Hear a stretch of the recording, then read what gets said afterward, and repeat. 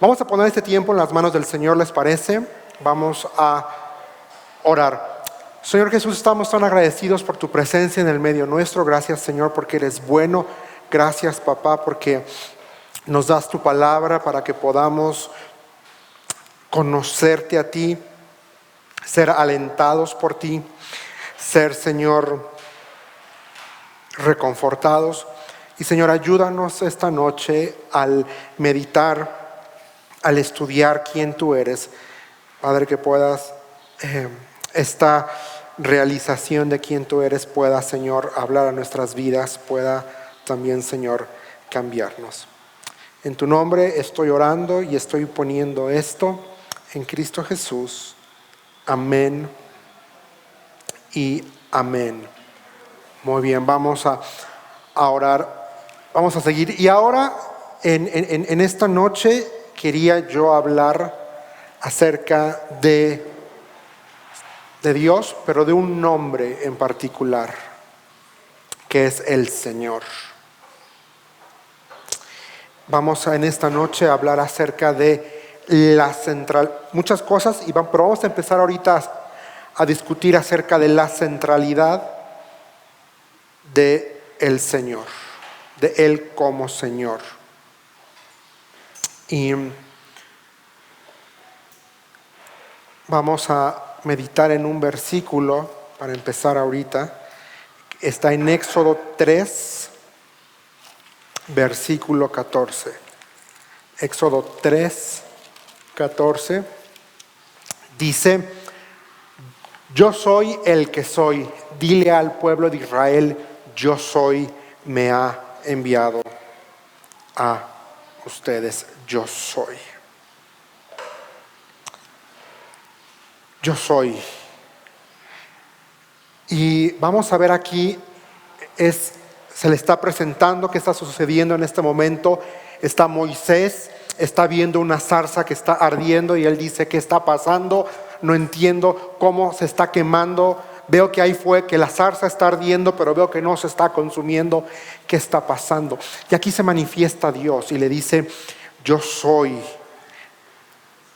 Eso es lo que tienes que decir a los israelitas: yo soy el que me ha enviado. Yo soy, identificándose a sí mismo con este nombre de yo soy. Pero del versículo 14 al versículo 15 vamos a encontrar un cambio. Ya no va a ser yo soy. Se nos va a decir que es el Señor. Versículo 15 de Éxodo 3. Allá adelantito se nos va a decir, Éxodo 3:15.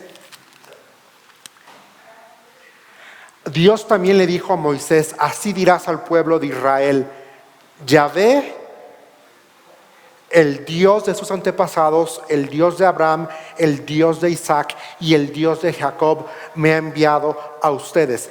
Vean, es la misma formación de versículo 14 que dice: yo soy, diles que yo soy, te he enviado. Y aquí ya dice Yahvé. Yahvé te ha enviado. Yahvé o Yahweh, como es su pronunciación quizá más correcta, se está identificando. Y Yahvé aquí significa literalmente Señor.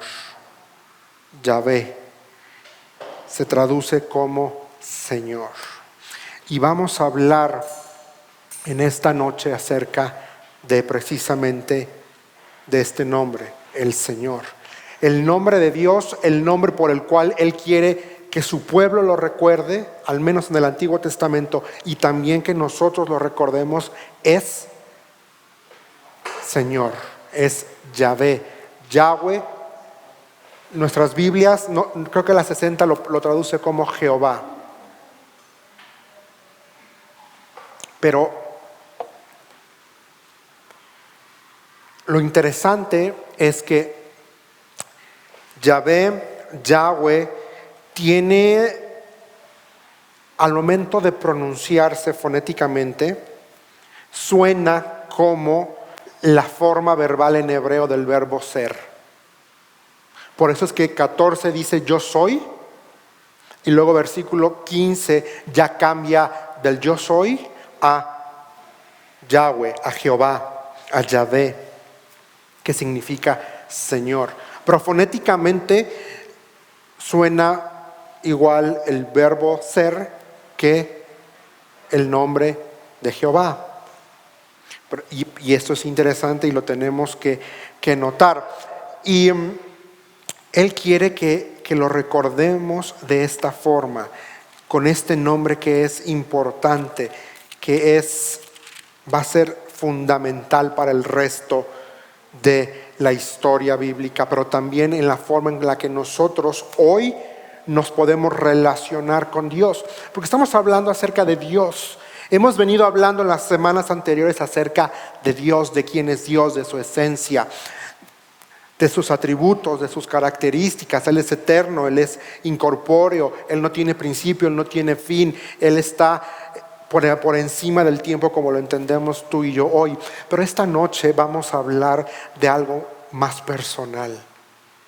Dios como Señor, como tu Señor, como mi Señor, como el Señor de la Biblia, como el Señor que se va a ir revelando desde página 1 hasta la última página de la Biblia a su pueblo y al mismo tiempo a nosotros. Y ahorita cuando digo su pueblo estoy hablando de Israel como linaje, pero se va a ir revelando. Se va a ir revelando. Y en Deuteronomio capítulo 6, versículos 4 y 5, tenemos lo que se conoce como el Shema. Esa es una tradición hebrea. Pero ve lo que dice versículo Deuteronomio 6, 4. Dice: escucha Israel, el Señor nuestro Dios, solamente el Señor uno es, dice otras versiones. Ama, versículo 5, al Señor tu Dios con todo tu corazón, con toda tu alma y con todas tus fuerzas. Esta es la confesión de fe más famosa en el Antiguo Testamento. Oye Israel, el Señor tu Dios uno es. NTV dice: el Señor nuestro Dios, solamente el Señor. Me gusta cómo lo pone así, solamente el Señor, porque está haciendo énfasis en la unicidad de Dios, de que es único, de que no hay nadie más. Y esta es una confesión de que el Señor Yahvé es el único y verdadero, y por lo tanto merece todo nuestro amor y toda nuestra lealtad. Es lo que podemos extraer de estos dos versículos. Y es lo que también me gustaría que pienses en estos momentos.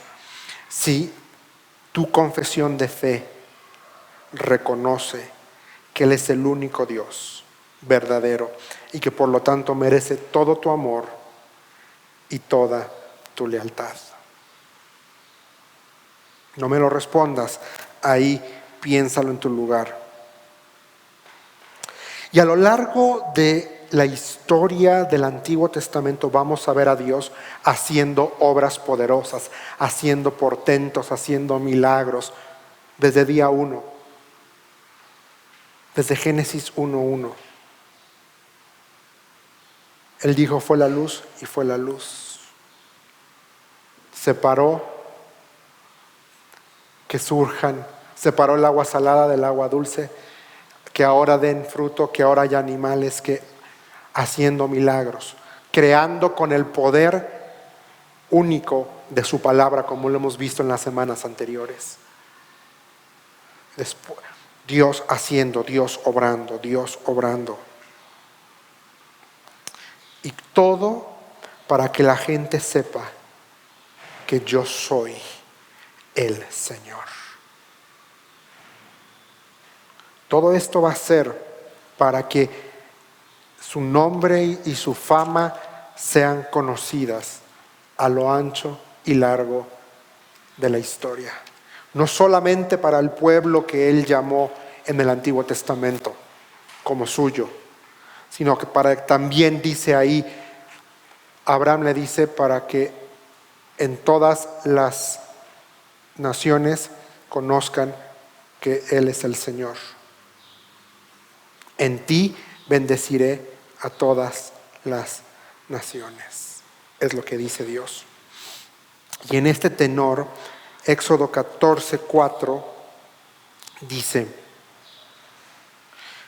y una vez más endureceré el corazón del faraón, Dios hablando a Moisés. Está el pueblo en Egipto, 400 años de esclavitud, y dice, y él saldrá a perseguirlos. Lo haré así para manifestar mi gloria por medio del faraón y de todo su ejército. Vean lo que dice. Bueno, ahí en sus Biblias búsquenlo porque ahorita tenemos problemas con las pantallas. Pero dice, después los egipcios sabrán que yo soy el Señor, que yo soy el poderoso, que yo soy el Señor. También se va a repetir en Éxodo 6:7, Éxodo 6:5, Éxodo 6:17, Éxodo 8:12. Por amor del tiempo no vamos a ir a buscar todos esos versículos, pero también está en Deuteronomio 4:35, Deuteronomio 29:6, primer libro de Reyes 8:43, primer libro de Reyes 8:60, primer libro de Reyes 18:37, segundo libro de Reyes 19:19, Salmos 83:18, Isaías 37:20, Jeremías 16:21. Ahí se los estoy dando para que después en su casa busquen que Dios está diciendo, para que todos sepan que yo soy el Señor. Y algo interesante es que la palabra Señor aparece, al menos en la NTV, va a aparecer 7,553 veces. En la NTV la palabra Señor aparece 7,553 veces. Este título, Señor, es tan central, es fundamental, tanto para el mensaje del Nuevo Testamento como lo va a ser en el Antiguo Testamento. El nombre del Señor, el Señor Jehová, el Señor Yahweh, Yahvé, es fundamental en la narrativa bíblica. Sorprendentemente, en el Nuevo Testamento la palabra kairos, que significa Señor, se utiliza en la Vulgata Latina. ¿Cuál es la Vulgata Latina? Es la versión en latín de la Biblia como tal. Entonces, también la Biblia la tenemos, la Septuaginta, que es completamente en griego. La Septuaginta es una traducción de la Biblia Antiguo y Nuevo Testamento completamente en griego. Van a poner el término kairos, el término Kyrios, ese es Kyrios, porque kairos es tiempo, Kyrios, que es Señor, en griego lo van a poner en el Antiguo Testamento cada vez que se refiere para el Señor. Entonces este nombre es importante y es fundamental. No es una fórmula que utilizamos nada más cuando oramos de Señor Jesús, de sí Señor, Señor en tu... El Señor es central y es fundamental en la Escritura. Algunos dirán, Señor, Señor, en tu nombre, y que dice Jesús, apártense de mí porque nunca los conocí. El peligro es que podemos familiarizarnos con este nombre, con el nombre del Señor. Y no solamente nos familiarizamos con Él, hacemos mal uso de Él. Se vuelve una muletilla. en nuestro lenguaje. Quizá hay personas que tienen diferentes tipos de muletillas. Uno puede ser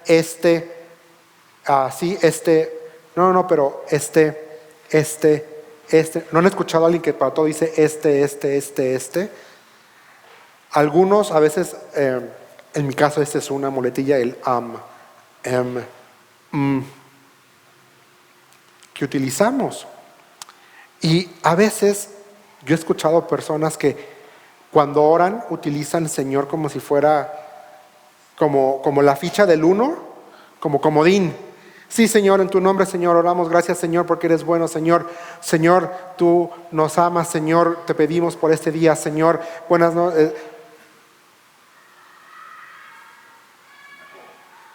Y no es así.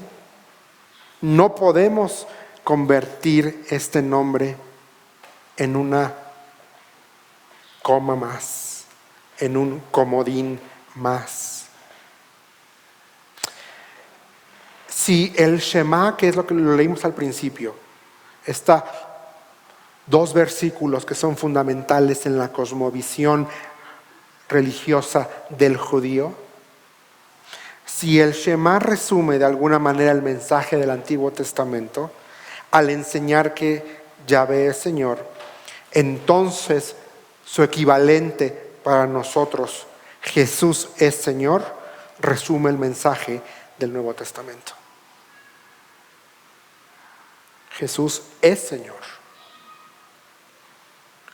¿Qué dice Romanos 10:9? Que Jesús, ¿qué? Es el Señor.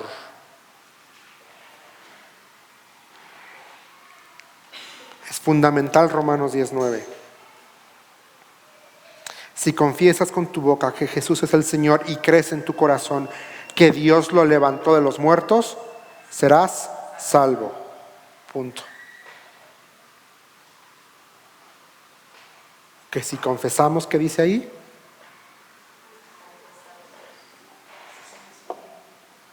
Será salvo. Y luego dice versículo 10, no podemos obviar el 10. Pues es por creer en tu corazón que eres declarado justo a los ojos de Dios, y es por confesarlo con tu boca que eres salvo. Como nos dicen las Escrituras, todo el que confíe en Él jamás será avergonzado. NTV dice deshonrado, defraudado. Entonces, a la otra no tienes que mover nada, porque, ok, entonces es el Señor. Primera de Corintios 12:3 dice: por lo tanto, quiero que sepan que nadie que hable por el Espíritu de Dios maldice a Jesús, y nadie puede decir que Jesús, ¿qué? Es ¿quién? El Señor, excepto por el Espíritu Santo. Por eso la centralidad del Señor no es cualquier coma más, como nos diría el pastor. No es un coma más. También Filipenses 2:11. Vamos a ver qué dice Filipenses 2:11. Amén. Y toda lengua confiese que Jesucristo, ¿qué? Es el Señor, para la gloria de Dios el Padre. Y aquí Filipenses 2:11 le antecede una porción que a mí me encanta de la Escritura. Nunca la he podido entender, pero dice, pero la creo. Quisiera poder entender lo que encierran estos versículos a partir del 6. Aunque era Dios, no consideró que el ser igual a Dios fuera algo a lo cual aferrarse. En cambio, renunció a sus privilegios divinos. Adoptó la humilde posición de un esclavo y nació como un ser humano. Cuando apareció en forma de hombre, se humilló a sí mismo en obediencia a Dios y murió en una cruz como morían los criminales.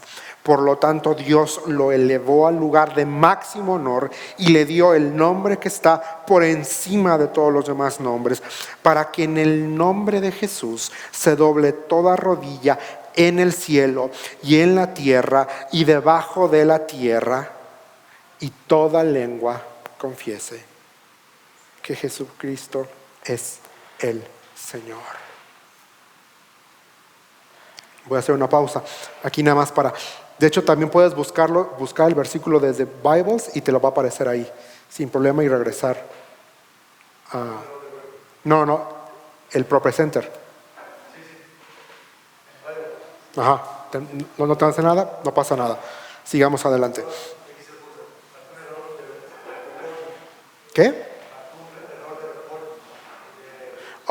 Esta de aquí no importa, lo que importa para la acá es el de acá. Ahí, no le hagas caso a ese. Nada más ahorita concéntrate en la lap. Desde ahí puedes volver a mandar versículos si se puede. Pero bueno. Pero también el Señor, Jehová, es el nombre de una persona, como ya lo vimos ahorita. Es el nombre de una persona. No solamente es un título que conlleva santidad. Y lo vamos a ver más adelante. Porque el Señor es santo. Y abrimos esta sesión esta noche con una porción en la Escritura. Moisés con Dios. Y más adelante le dice, quítate los zapatos porque el lugar en donde estás, santo es. El nombre Señor va asociado con su santidad. No lo podemos separar, no los podemos disasociar. Van juntos, van de la mano. Jehová es un nombre personal, es un nombre propio. Y esto es importante porque al menos en el cercano oriente antiguamente los nombres daban a entender algo. No te ponían nombre nada más porque sí, tenían un significado. Como por ejemplo, yo siempre pienso y digo, pobre Caleb. ¿Saben lo que significa Caleb? Perro. Si no me equivoco, Caleb significa perro. Y ese era el nombre. Y esa es la actitud que él tenía al principio. Los nombres eran... ¿Por qué creen que Jesús le va a cambiar el nombre a Cefas, a Pedro? Porque su nuevo nombre le iba a dar una identidad nueva.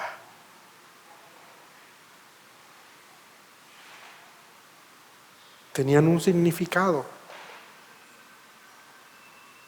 Por eso, bueno, ya la mayoría ya están, aquí ya tienen hijos, pero yo lo pienso para mí y para los que van a ver esto después. No pongamos nombres nada más porque suenan bonito, porque nos gustaron. Que los nombres tengan propósito.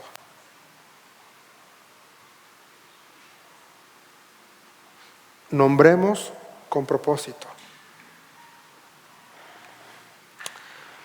Pero ante todo, Jehová es el nombre de una persona.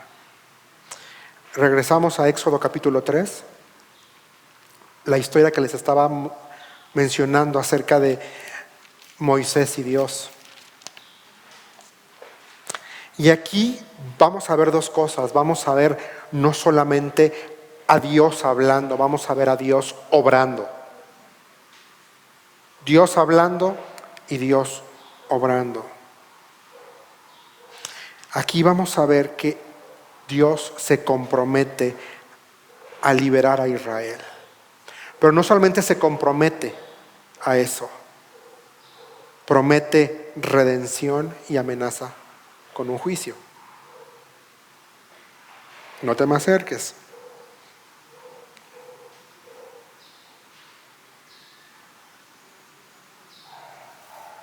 Yo estaré contigo, le dice Dios a Moisés. Yo estaré contigo. Y Él le dio poder a Moisés y Aarón para lograr sus propósitos. Vemos a un Moisés temeroso. Dice, ¿cómo me van a creer? Apenas puedo hablar, soy un tartamudo. ¿Cómo voy a poder hablar ante Faraón? ¿Cómo me van a creer? Y si siguen leyendo, va a ver que dice, Dios, avienta tu bastón cuando estés delante de Faraón.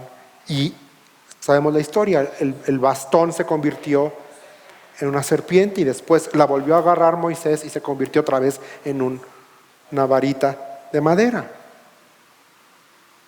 Dios dando poder,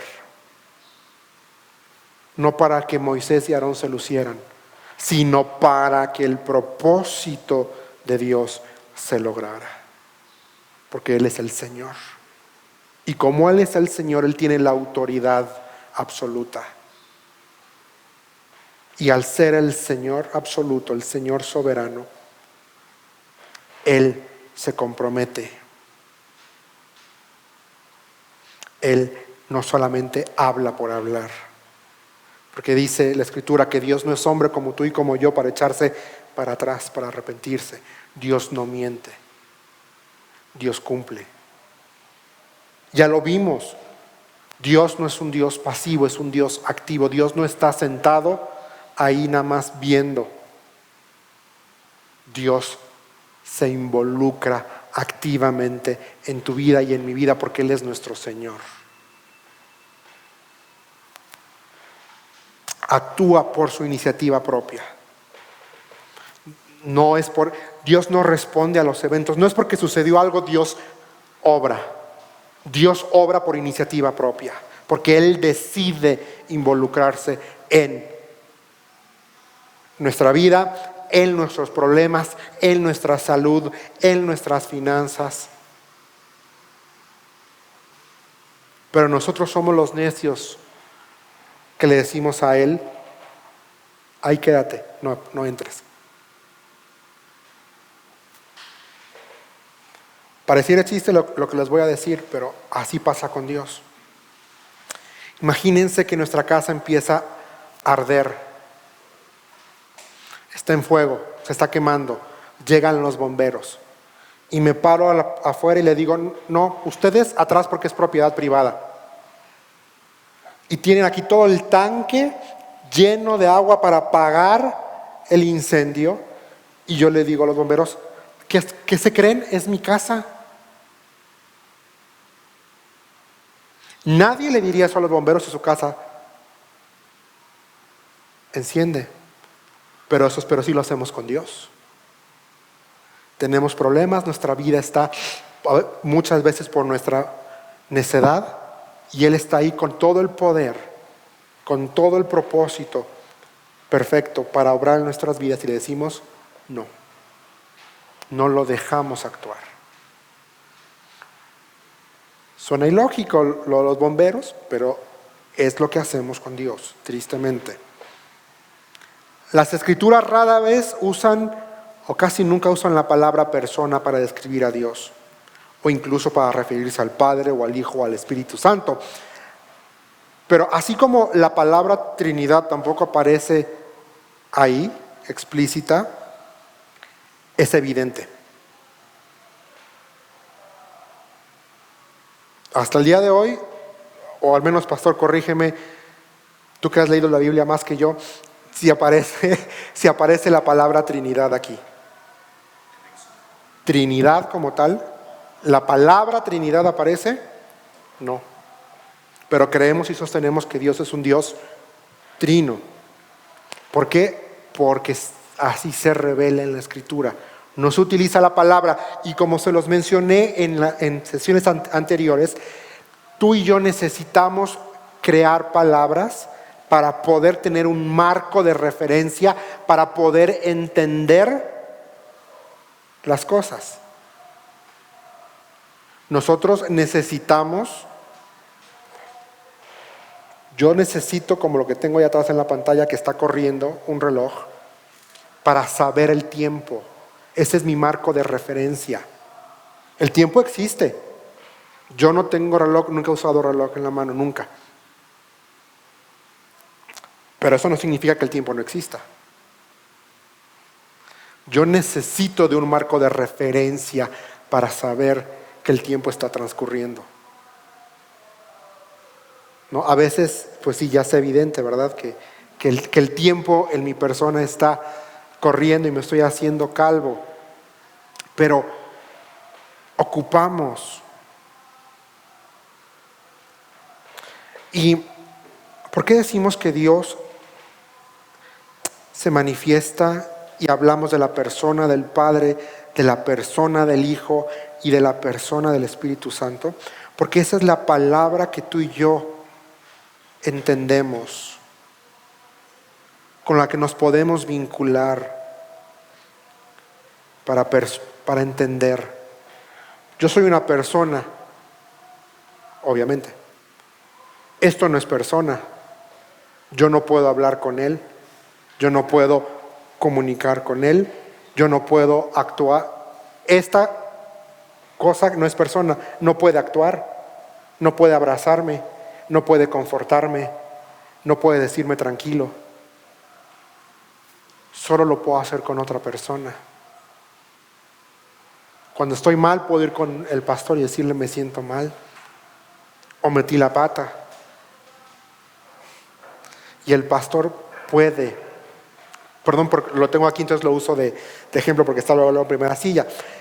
Y como persona que él es, me puede abrazar, me puede confortar, puede entablar un diálogo conmigo. Lo mismo pasa con Dios. Tú puedes entablar una comunicación con Dios y Él te va a responder. Quizá no como estás escuchando mi voz en este momento, pero aquí ya te respondió.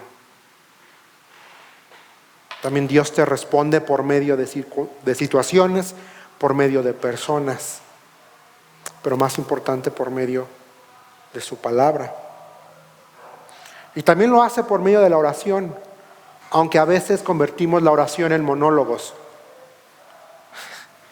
Yo le hablo y cuando yo terminé de decir lo que tenía que decir, corto la comunicación.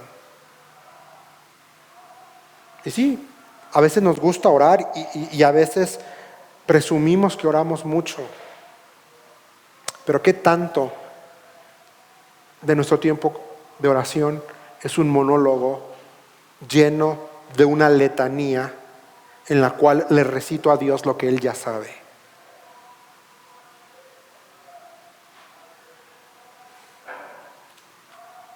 ¿Qué pasaría si oráramos y le dijéramos: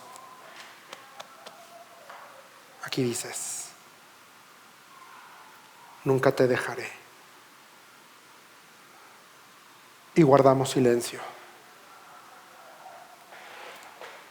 Y permitimos que esa palabra de Dios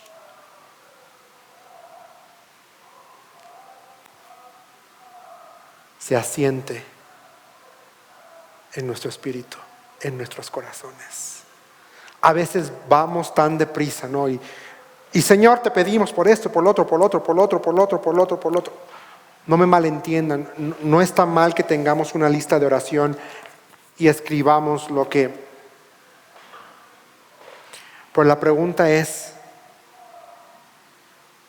¿mi hoja es la misma cada semana? Porque si es la misma, tenemos un problema. Houston, tenemos un problema.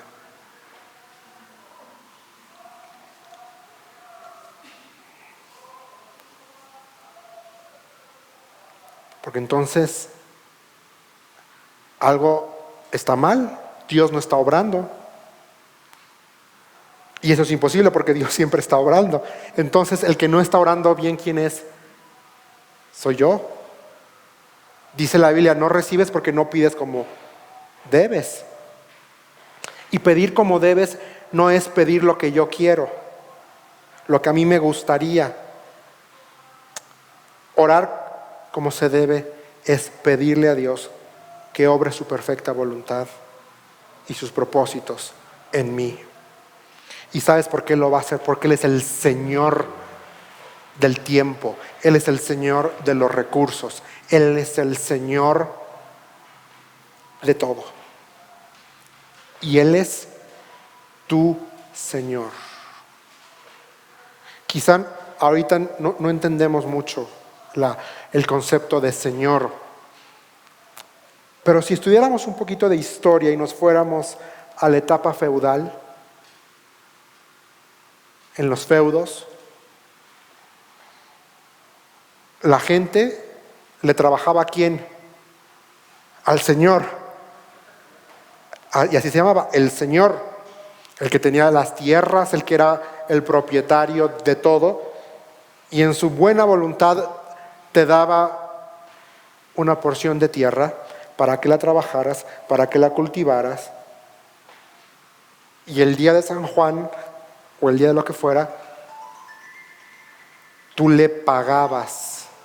¿Cómo? Con un chanchito, con trigo, le regresabas a él algo de lo que se produjo en la tierra que no era tuya, sino que era de él. Tú podías comer, vivir de lo que cultivabas, pero la ganancia se la dabas al Señor de la tierra. Y el Señor tenía el compromiso de velar por tu integridad. Eso sí entendemos. Entonces, transportemos esto a nuestra relación con Dios. Él es el Señor. Yo soy el que vive en su feudo. Vamos a ponerlo así. Y al ser yo el que vivo en su feudo, yo soy el que está obligado a honrarlo. Porque se establece una relación entre Él y yo. En el momento en que tú y yo aceptamos a Cristo Jesús en nuestros corazones, en ese momento se establece una relación.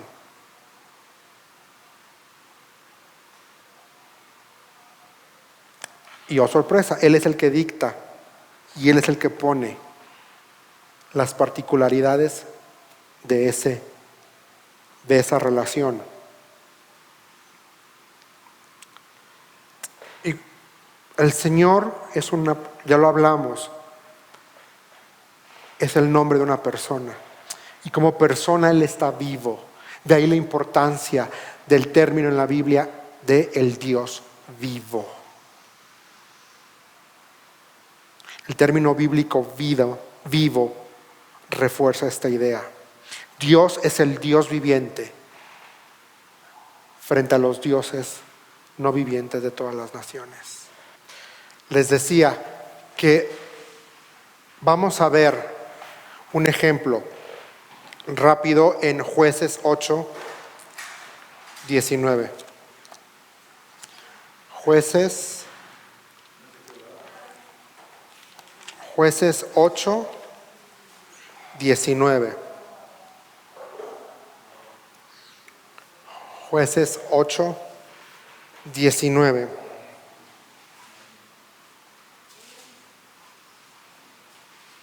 ¿Qué está pasando aquí? Es Gedeón, hay un enfrentamiento.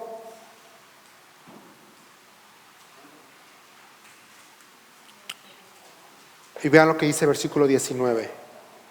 Eran mis hermanos, los hijos de mi propia madre, exclamó Gedeón. Está hablando con los asesinos de su familia, si no me equivoco. Ahora van a entender. Está hablando con los asesinos de su familia. Y vean lo que dice. Tan cierto como que el Señor vive, no los mataría si ustedes no los hubieran matado a ellos. Está haciendo un juramento. Pero ¿cómo empieza? Tan cierto como que el Señor vive. Está basando su juramento, su palabra, en la realidad de la existencia de ¿quién? De Dios. No era un juramento a la ligera. Y hoy tan fácil que es decir, te lo juro por Dios.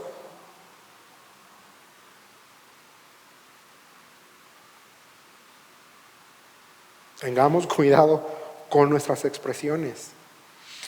Un ejemplo es Ruth, capítulo 3, versículo 13. Ruth 3:13. Dice: quédate aquí esta noche y por la mañana hablaré con él, si estás dispuesto a redimirte. Muy bien, que se case contigo. Pero si no está dispuesto a hacerlo, entonces, otra vez la frase: tan cierto como que el Señor vive, yo mismo te redimiré. Ahora acuéstate aquí hasta la mañana. Vos hablando con Ruth, diciéndole, por la realidad de Dios, que si nadie más te quiere redimir, yo lo voy a hacer. Y esta figura es importante porque en Israel tenían la figura del pariente redentor. Yo no lo... Es un chiste que luego te voy a decir. En donde si alguien quedaba viudo o algo, el pariente más cercano podía venir y podía volverse a casar con esa persona para redimirla. Y se le conocía como el pariente redentor. Entonces, aquí, ¿qué está pasando? Está Boaz y está Ruth. Ruth tenía más hombres en la familia que podían redimirla, que podían casarse con ella y darle un nombre, darle un apellido. Y él lo sabía. Por eso le dice, ve y habla con él. Pero si él no quiere, ¿qué dice ahí? Tan cierto como que el Señor vive, yo te voy a redimir. Puf.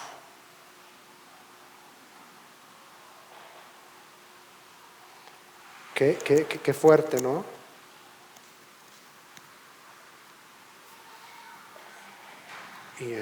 Yo respeto mucho a estos hombres que redimen.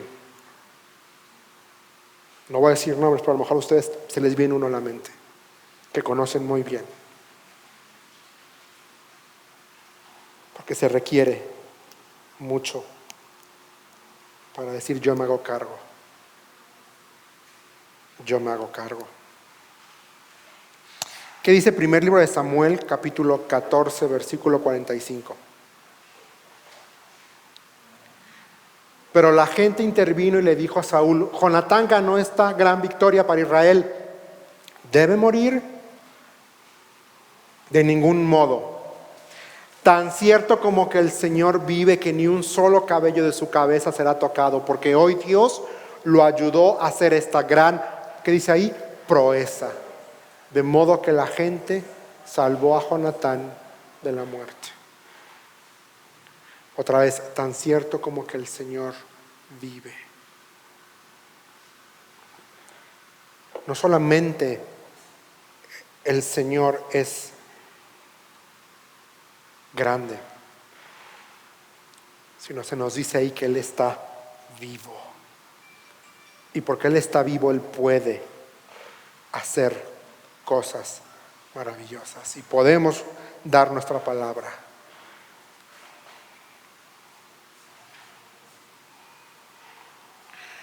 En las Escrituras, mis hermanos, lo personal es más grande que lo impersonal. Las cosas y fuerzas impersonales de este mundo son creadas y son dirigidas por un Dios personal. ¿Qué está queriendo decir? Las fuerzas impersonales, el tiempo, la lluvia, todo eso fueron creadas. ¿Y qué crees? Están dirigidas ¿por quién? Por un Dios que es personal. Entonces, ese Dios personal es el Señor, tu Dios, es el Señor, tu Salvador, es el Señor, tu Redentor, es el Señor, Creador de los cielos y de la tierra. Porque nos dice Juan que las cosas fueron creadas por medio de Él y para Él. Entonces, Dios, quiero que quizá estás aquí esta noche y estás pensando que la situación que estás enfrentando es muy grande, te sobrepasa, no sabes cómo vas a salir de esta, pero esta noche quiero recordarte con amor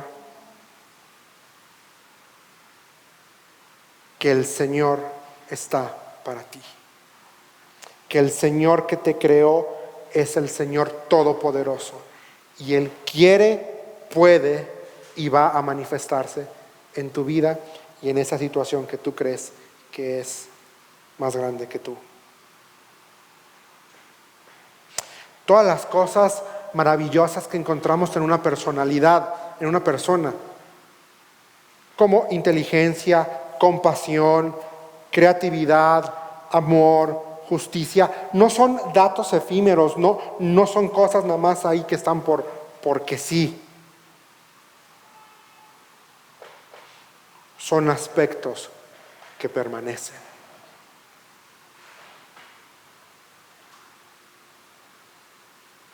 De lo que es más permanente. ¿Tú crees que Dios es inteligente? Dios es más inteligente que tú y que yo. Por eso nos dejó su palabra, para que supiéramos cómo conducirnos. Dios es creativo, inmensamente creativo. Si no, voltea y ve al que está al lado tuyo y vas a ver la creatividad de Dios. Su amor, el amor de Dios no conoce tampoco principio ni fin. ¿Sabes por qué? Porque Dios es amor, justicia. Tú y yo tenemos una cosmovisión, un entendimiento bien limitado de lo que es justicia. Y por sobre todo, bien corrompido. Pero te digo algo, Dios es justicia. Dios no solamente es justicia, Dios es justo y Él imparte justicia. Aunque a Juan Marcos no le guste cómo se imparte esa justicia, porque a lo mejor yo salgo perjudicado. Pero eso no significa que lo que Dios obra es justa. Me toca vivir con las consecuencias, sí. Metí la pata, Dios en su justicia sí me perdona, pero también me toca a mí vivir las consecuencias. Dios es justo. Quizá no me gustan a mí las consecuencias, pero tengo que vivirlas.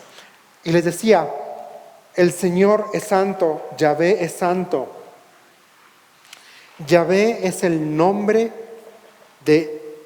y hablamos, ¿se acuerdan?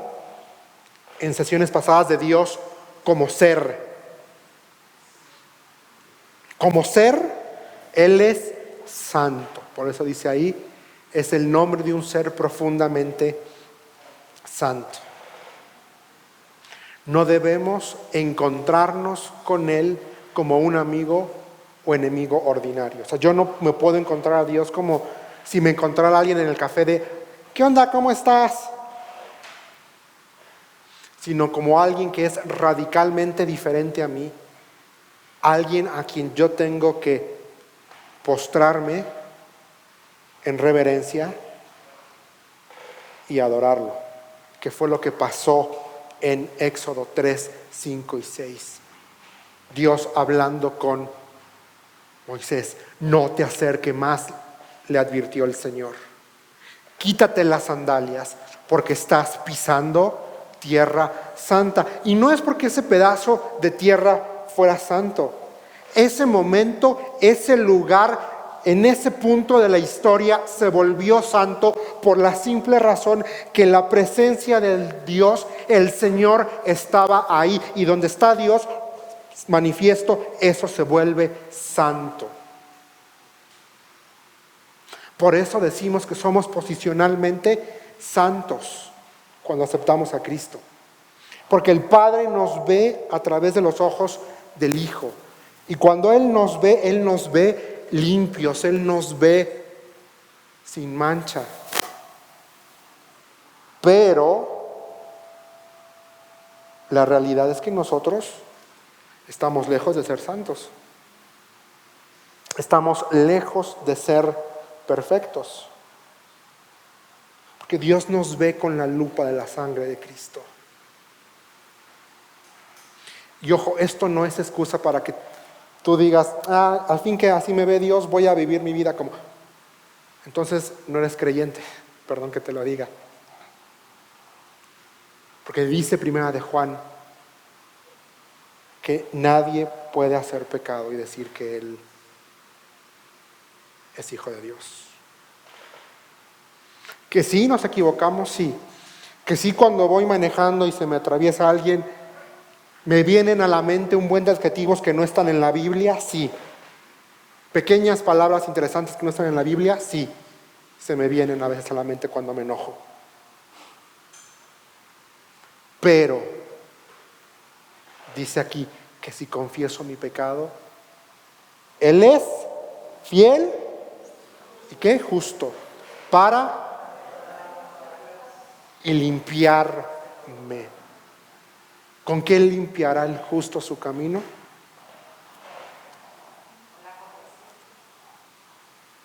Confesando, limpiándome con este libro. ¿Saben por qué no leemos la Biblia? Bueno, yo creo. Porque no queremos que nos lean el precio. Porque andamos mal. Porque sabemos que no estamos honrando a Dios. Porque sabemos que no estamos obedeciendo a Dios. Y sabemos que en el momento en que abramos este libro, no es la realidad de mi condición, la realidad de mi error va a ser manifiesto.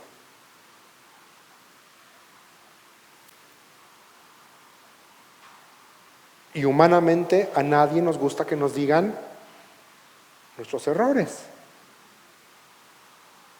O habrá alguien aquí que le gusta que le digan eres un lento, eres un inútil, eres un... Que levante la mano, porque yo no conozco a nadie que le gusta que le digan eso. Pero la verdad es que Juan Marcos es todo eso y más. Por eso Juan Marcos necesita encontrarse con el Señor Santo, con el Señor que purifica, con el Señor que limpia. ¿Qué dice versículo 6 de Éxodo 3? Yo soy esto es hermoso, yo soy el Dios de tu padre, el Dios de Abraham, el Dios de Isaac, el Dios de Jacob. Cuando Moisés oyó esto, se cubrió el rostro porque tenía miedo de mirar a Dios. Porque tenía miedo, porque él estaba reconociendo la santidad de Dios. Y al ver la santidad cara a cara, él fue consciente de su propia imperfección, de su propia impureza, de su propio pecado, de quién es él. Y lo mismo va a pasar cuando el pueblo de Israel sale de Egipto, van al desierto, están en el Sinaí y Dios se manifiesta para darles los 10 mandamientos. Dice Éxodo 19:23 que todo ese lugar era santo.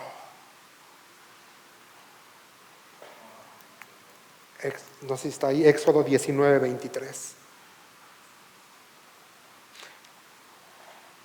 Y ahí ahí mismo en Éxodo 19, versículos 12 y versículos, dice, protestó Moisés. La gente no puede subir al monte Sinaí, tú ya no los advertiste. Me dijiste, marca un límite alrededor del monte para que quede, ¿qué dice? Apartado como santo. Porque la presencia de Dios perfecta, la santidad completa de Dios se estaba manifestando en el monte Sinaí. Y el pueblo dijo, no vamos a ir porque si no vamos a morir. Ve lo que dice ahí en Éxodo 19, versículo 12 y versículo 13. Marca un límite alrededor del monte y dile al pueblo esta advertencia. Tengan cuidado, no suban al monte, ni siquiera toquen los límites. Cualquiera que toque el monte será ejecutado. 13. Ninguna mano puede tocar a la persona o al animal que traspase el límite, sino que esa persona morirá apedreada o atravesada con flechas. Ellos tendrán que morir. Sin embargo, cuando se oiga un toque prolongado del cuerno del carnero, entonces el pueblo podrá subir al monte. Cuando el shofar suene, es la señal de que el pueblo puede subir. Pero el pueblo dijo: no, mejor nos quedamos aquí.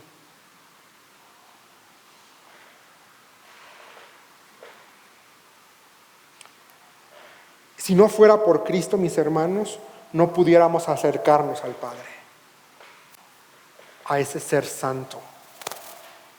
No sé si me estoy dando a entender esta noche. Quiero que nos vayamos de aquí con esta idea de que el Señor, tu Señor, es todopoderoso. Tu Señor no conoce principio y no conoce fin. Tu Señor es perfecto. Tu Señor te redimió. Tu Señor te da acceso a la eternidad. Tu Señor te dice hoy: hijo. Tu Señor te hace acepto. Hay una porción que a mí me gusta mucho en Isaías, y generalmente paso mucho tiempo con mis alumnos cuando llegamos a este punto. Ahí en Isaías, es Isaías capítulo 6, si no me equivoco, es el llamamiento del profeta. Isaías 6. Y te digo, Isaías 6, sí, 6:1 en adelante. Dice: en el año que murió el rey Usías, vi al Señor sentado en un otra vez el nombre Señor, en un majestuoso trono, y el borde de su manto llenaba el templo. Lo asistían poderosos serafines, cada uno tenía 6 alas, con 2 alas se cubrían el rostro, con 2 se cubrían los pies, y con 2 volaban. Y se decían unos a otros: Santo, Santo, Santo es el Señor de los ejércitos celestiales. Toda la tierra está llena de su gloria. No tenemos tiempo para entrar aquí, pero la palabra los serafines son figuras celestiales que se utilizaban para llevar juicio. Entonces, cuando Isaías ve los serafines, él entiende y dice: hasta aquí llegué, porque los serafines eran mensajeros de parte de Dios que llevaban juicio. La palabra seraf significa que arde, pero no tenemos tiempo para hablar esto. Pero ve lo que dicen estos seres: Santo, Santo, Santo es ¿quién? El Señor. Isaías lo sabe. Versículo 5 dice: entonces dije, todo se ha acabado para mí. Estoy condenado porque soy un pecador. Tengo labios impuros y vivo en medio de un pueblo de labios impuros. Sin embargo, he visto al Rey, el Señor de los ejércitos celestiales. Yo creo que él pensó: si aquí va a ser, si hasta aquí llegué, valió la pena, porque vi al Rey. Él está consciente de su pecado. Él está consciente que él no puede estar delante de la presencia pura de Dios. Dice: si he de morir, muero, pero vi al Rey. Pero ¿qué pasa? Versículo 6: entonces uno de los serafines voló hacia mí con un carbón encendido que había tomado del altar con unas tenazas. Con él tocó mis labios y dijo: ¿ves? Este carbón te ha tocado los labios. Ahora tu culpa ha sido quitada y tus pecados perdonados. Y algo así, mis hermanos, sucedió con nosotros. Nosotros éramos como Isaías, no podíamos. estar delante de Dios. Pero la obra de Cristo, perfecta en la cruz del Calvario, es ese carbón que tocó nuestras vidas. Y ahora nuestra culpa ha sido quitada y nuestros pecados han sido perdonados. Y esto lo hizo el Señor, el Santo. Y a partir de esta experiencia, Isaías se va a referir a Dios como el Santo de Israel. Esta experiencia marcó su vida.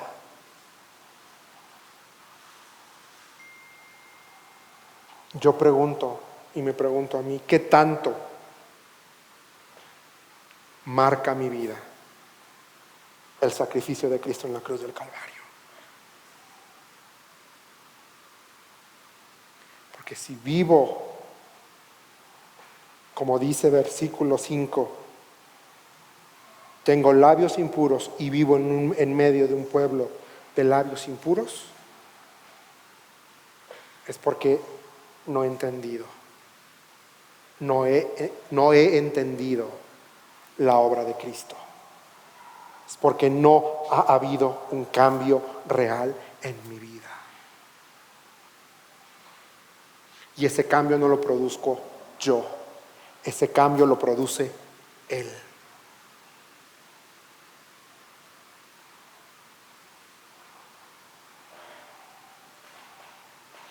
La santidad de Dios, la santidad del Señor nos trasciende, mis hermanos.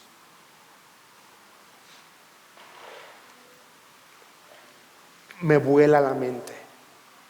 La santidad de Dios me vuela la mente.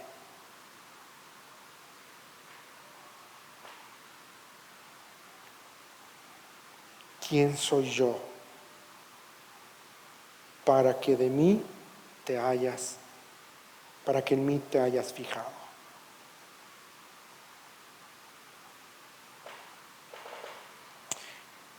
Y Dios entra en esta relación de pacto con su pueblo después del Sinaí. Y ahí en Levítico 19:1 exige algo a su pueblo. Les dice que tienen que ser ellos santos, porque Él es santo. Levítico 19:1. Más adelante, Primera de Pedro 1:16 podemos verlo, pero también Éxodo 19:6, nación santa. Sé santo porque yo, ¿qué dice? El Señor tu Dios, soy santo.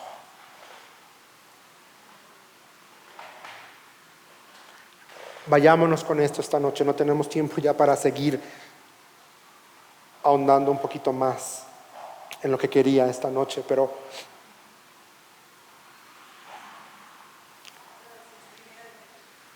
es Primera de Pedro 1:16. Pues las Escrituras dicen, sean santos, porque yo soy santo. Y esta indicación es práctica. Seamos santos en nuestro día a día.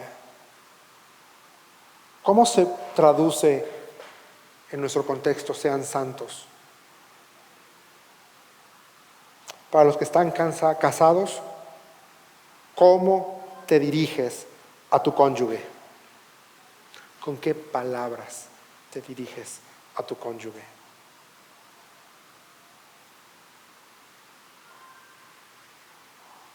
¿Con palabras que lejos de edificar aplastan? Para los que son papás, ¿cómo sean santos con sus hijos? No los humillen, no les recuerden sus fracasos. Háblenles bendición, háblenle palabra de Dios. Siembren, siembren, siembren, siembren, siembren. sean derechos, que sus hijos puedan ver y decir: mi papá no hace tranzas en el negocio, mi papá lo que dice cumple. Seamos santos. Como dice la canción de niños: o cuidado mis ojitos al mirar, o cuidado mi boquita al hablar. Pues Dios conmigo está y Él siempre mirará. O cuidado mis ojitos al mirar. Así dice la canción para niños. Suena de niños, pero ¿cuál necesitamos estamos como adultos? De tener presente esa tonada en nuestras vidas. Señor, estamos tan agradecidos por tu palabra, Señor. Padre, papá, gracias porque tú eres el Señor nuestro Dios. Señor, gracias porque tú entablaste una relación de pacto con tu pueblo, primero con Israel, Señor. Ese pacto que tú lo fuiste ampliando, Señor. Padre, tú hiciste un pacto desde las primeras páginas de la Escritura. Tú hiciste un pacto de no volver a destruir el mundo con agua. Señor, tú hiciste un pacto a un hombre: bendeciré a todas las naciones por medio tuyo. Señor, tú has hecho un pacto vez tras vez, tras vez, tras vez en la Escritura, Señor. Porque tú eres el Señor, el Santo. Y en Cristo Jesús tenemos un nuevo pacto, una nueva promesa en donde, Señor, nosotros no hacemos nada. Tú eres el que genera el pacto. Tú eres el iniciador, el propiciador, y tú eres el que pones la garantía de ese pacto. Nosotros no hacemos nada, Señor. Gracias porque Cristo es la esperanza de gloria. Gracias por la cruz. Gracias por tu amor. Gracias por tu sacrificio. Señor, gracias porque te has revelado a nosotros en la naturaleza. Te has revelado a nosotros en la Escritura. Señor, te revelaste a nosotros en la persona de Cristo Jesús. Y Dios, te revelas todos los días a nosotros. Perdónanos, Señor, por obviar. Perdónanos, Señor, por cerrar nuestros ojos. Perdónanos, Señor, por cerrar nuestros corazones. Perdónanos, Señor, por ser indiferentes. Perdónanos, Señor, por usar tu nombre en vano. Perdónanos, Señor, por vivir vidas que no te honran, Señor. Perdónanos por olvidar que parte de ese pacto era que ya no que somos tuyos y que ahora somos pueblo santo. Perdónanos por olvidar eso, Señor. Papá, gracias porque nos has dado Espíritu Santo que habita en nosotros, que nos enseña, que nos redarguye. Señor, ayúdanos a hacer caso a Espíritu Santo cada vez que nos muestra que estamos por hacer algo mal. Queremos, Señor, humildemente, como dice tu palabra y como hemos visto, Señor, no podemos hacer más que caer de rodillas en reverencia y adorarte cuando venimos delante de tu presencia, Señor, porque entendemos que tu presencia en medio nuestro eres tu gloria, es tu santidad manifestada a nosotros, Señor. Por favor, no permitas que nos olvidemos de eso. No permitas, Señor, que demos por sentado la realidad de que tú estás con nosotros, Señor, porque tú así lo has dicho y así lo has prometido en tu palabra. Donde hay 2 o 3 reunidos en mi nombre, ahí estoy. Y donde tú estás, Señor, hay salvación. Donde tú estás, hay sanidad. Donde tú estás, está tu gloria. Donde tú estás, está tu presencia. Donde tú estás, está tu santidad. Señor, ayúdanos, papá. Ayúdanos, Señor, a ser vasijas listas y dispuestas, Señor, a derramar de lo mucho que nos has dado. De gracia recibimos, de gracia queremos dar. Señor, no estamos aquí para nosotros mismos estamos aquí para gritarle a un mundo que tú eres real, que tú cambias vidas, que tú transformas, que tú perdonas, que hay esperanza, que hay vida, que Señor contigo la vida es diferente, que sí no vamos a vivir vidas libres de dolor o vidas libres de problemas, pero Señor, aún en el dolor, aún en la enfermedad, aún en el problema, aún en todo la oscuridad, te tenemos a ti. Porque tú eres el Señor, porque tú no cambias, porque tú eres el mismo ayer, eres el mismo hoy y eres el mismo pasado mañana, porque el gran yo soy que hace alusión a tu inmensa eternidad está con nosotros, porque nos has llamado, porque has colocado eternidad en nuestro corazón, Señor. Gracias, papá, por este tiempo. Gracias, Señor, porque podemos invertir tiempo, y gracias, Señor, porque en estas semanas hemos descubierto un poquito más acerca de quién eres, Señor. Y mi oración y el deseo de mi corazón es que cada vez, Señor, que yo recuerde quién tú eres, yo pueda, Señor, ser más comprometido contigo, que mi vida, Señor, pueda ser más conforme a lo que tú quieres. Señor, por favor, sé que estoy lejos de ser siquiera el hombre que tú quieres que yo sea, pero ayúdame, Señor. Padre, si hay alguien aquí que le hace falta esperanza, visítalo con tu esperanza. Abrázalo, Señor, con tu amor. Y gracias, Señor, por este tiempo. En tu nombre estamos orando. En Cristo Jesús. Amén y amén.